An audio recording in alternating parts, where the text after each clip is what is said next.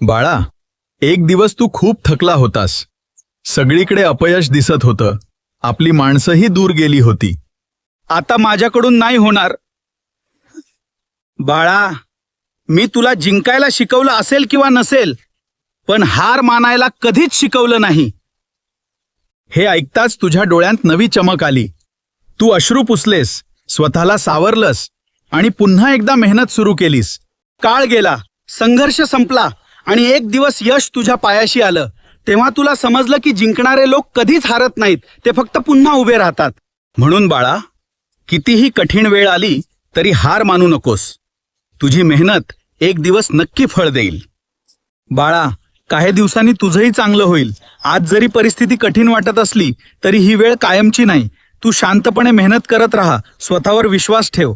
जे लोक आज तुला कमी समजतात तेच उद्या तुझ्या यशाचं कौतुक करतील.